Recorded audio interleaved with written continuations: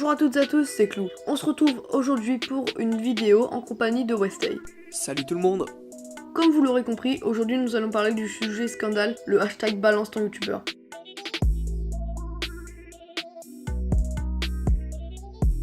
Pour ceux qui n'ont pas entendu parler de cette histoire, je vais vous expliquer rapidement le contexte. Le 6 août, Squeezie publie ce tweet. Les youtubeurs, y compris ceux qui crient sur tous les toits qu'ils sont féministes, qui profitent de la vulnérabilité psychologique de jeunes abonnés pour obtenir des rapports sexuels, on vous voit. La vérité finit toujours par éclater. Très vite, Twitter s'enflamme et une véritable traque commence. Des screens sortent un peu partout sur Twitter, je pense surtout à la conversation de Monsieur Faux avec une de ses abonnées, où l'on peut voir qu'il propose à une abonnée qui est mineure de venir dans les coulisses après le spectacle. L'abonnée dit qu'elle veut bien, et Monsieur Faux demande avec qui elle est. L'abonnée répond qu'elle vient voir le spectacle avec son copain. Puis ensuite, Monsieur Faux bloque la fille concernée. Je vous donnerai mon avis plus tard sur cette histoire. Un peu plus tard dans la journée, Squeezie dit que les concernés ne sont pas forcément ceux auxquels nous pensions. Et quelques heures plus tard, le journal Le Parisien sort un article qui se nomme « Ado harcelé par des youtubeurs ». Dans cet article, l'on peut voir plusieurs accusations envers les youtubeurs Was Freestyle, Mad Podcast et Antox Collaboy. Selon certains témoignages, Was aurait parlé avec plusieurs filles. Bien sûr, je n'accuse pas Was, car l'on a seulement quelques screens et des témoignages un peu incertains à mon goût. Sur cette conversation, on peut voir que Mad Podcast demande à deux jeunes filles qui ont 14 ans de leur envoyer une photo de leur poitrine. À ce moment, Mad Podcast a 17 ans. Donc ce que je vous dis est encore cité du Parisien et les témoignages ne sont pas sûrs. Encore une fois, je ne peux donc pas accuser Mad Podcast. Cette affaire est beaucoup plus intéressante car l'on a pu avoir le témoignage de la personne concernée, et un vrai témoignage cette fois-ci. Donc sur ce screen, l'on peut voir une conversation entre Antox et une de ses abonnées. On voit dessus que Antox a envoyé une photo de ses jambes, de lui dans son bain, dans une position subjective. Mais ça ne s'arrête pas là pour Antox, car la fille concernée est sortie du silence sur Twitter, avec son compte Expose Antox. Sur ce compte, elle a fait un thread où l'on voit des screens qu'elle avait fait de base pour les envoyer à un de ses amis. Malheureusement, nous n'avons pas le moment de la conversation où elle dévoile à Antox qu'elle a 14 ans. Mais avec certains passages, on comprend que Antox savait son âge. Tout d'abord dans la conversation, Antox et la fille parlaient normalement. Puis Antox s'est mis de plus en plus à parler de cul avec des questions telles que « Tu l'as déjà fait ?» Il y a eu beaucoup d'autres screens anonymes qui montraient que Antox ne faisait pas ça seulement avec une seule personne. Bref, si vous voulez aller le voir, le thread est en description. Mais la chose qui me dérange le plus avec l'histoire d'Antox, c'est la façon dont les gens défendent Antox sur Twitter, alors que c'était eux qui critiquaient Antox durant son drama. Certains sont même allés jusqu'à dire que les conversations de Antox étaient fausses. De plus, Antox n'a jamais nié les conversations de lui et la fille mineure, même si depuis, il ne parle plus sur Twitter.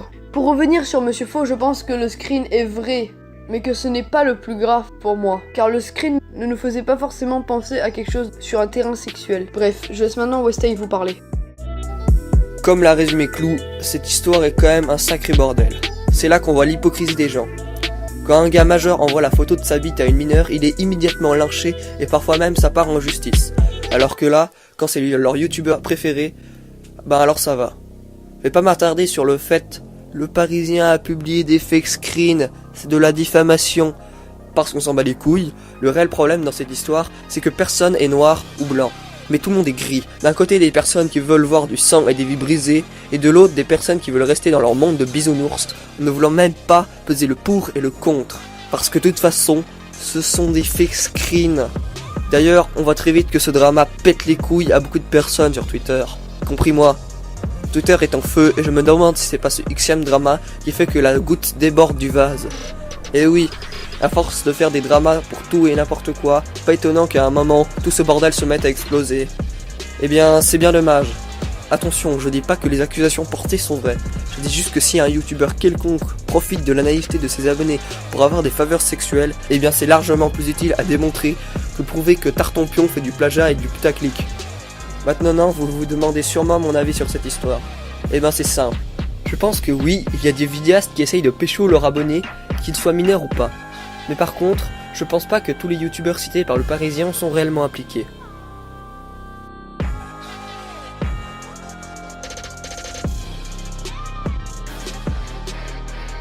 Je pense surtout que c'est parti en couille, et que certains youtubeurs ont été accusés sans aucune preuve. Maintenant, faut laisser la justice faire.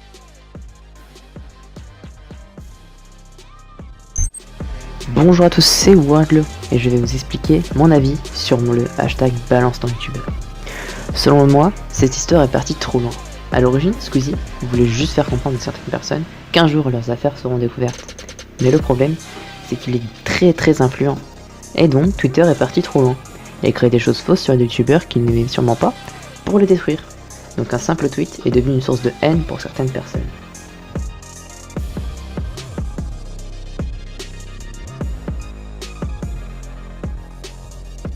Alors bonjour à tous et merci Clu de m'avoir laissé intervenir sur ta chaîne.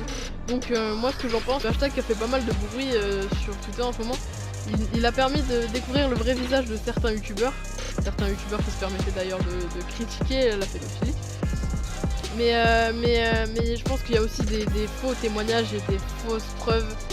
Et il faut pas mettre tout le monde dans le même panier. À chaque fois qu'un youtubeur fait une vanne et tout, il est là sorti de son contexte et ça en profite pour faire du buzz sur son dos. C'est la course au RT, c'est la course au fav. Ça commence à partir vachement loin sur Twitter. Donc c'est peut-être une bonne chose parce qu'on a pu découvrir le vrai visage de certains youtubeurs. Mais il y a certaines images de youtubeurs qui ont été bafouées pour rien, alors qu'ils avaient rien fait, ils le méritaient tout simplement pas. Donc merci Clu de m'avoir laissé la parole. À vous les studios.